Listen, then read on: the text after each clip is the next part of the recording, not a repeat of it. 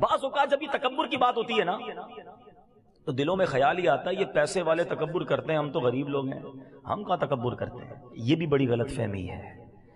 تکبر کے علماء نے 8 ریزن لکھے ہیں۔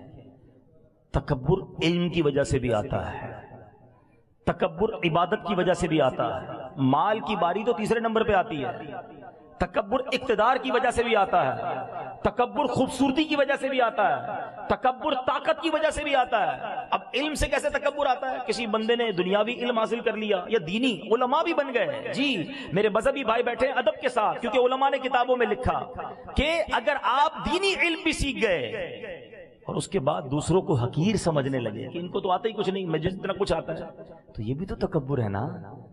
علم اس لیے نہ سیکھو کہ لوگوں کو حقیر جاننے لگ جاؤ، اس لیے سیکھو کہ لوگوں کو بلا کر علم دین سکھائیں گے۔ علم بھی تکبر لاتا ہے۔ عبادت تکبر کیسے لاتی ہے؟ کوئی بندہ 5 ٹائم کا نمازی بن جائے، قرآن پڑھنے لگ جائے، پھر کہ دیکھو لوگ تو کچھ بھی نہیں کرتے، یہ تو جمعے کی نماز نہیں پڑھتا، میں تہجد بھی پڑھتا ہوں۔ تو یہی تو تکبر ہے کہ آپ نماز پڑھ کے دوسروں کو حقیر سمجھنے لگے۔ کیا پتہ اس کی کون سی نیکی اللہ کو پسند آ جائے، کسی کو حقیر نہیں سمجھنا ہے۔ ایک بار سفیان ثوری رحمت اللہ تعالی علیہ اپنے بیٹے کے ساتھ ایک سفر پر جا رہے تھے، ایک سرائے خانے پر رکے، دونوں باپ بیٹے سو گئے، پورا قافلہ بھی تھا، سب سو گئے۔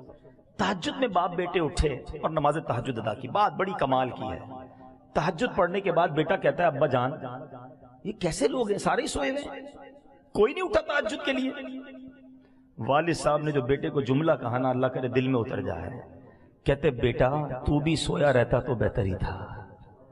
آئی سمجھ میں بات؟ بیٹا تو بھی سویا رہتا تو ٹھیک تھا، تہجد پڑھ لی، اب تجھے سارے حقیر لگنے لگ گئے، اس سے بہتر تو بھی سویا رہتا تو ٹھیک تھا۔ عبادت کرو، روزے رکھو، حج کرو، نمازیں پڑھو، مگر دوسروں کو حقیر نہ سمجھو۔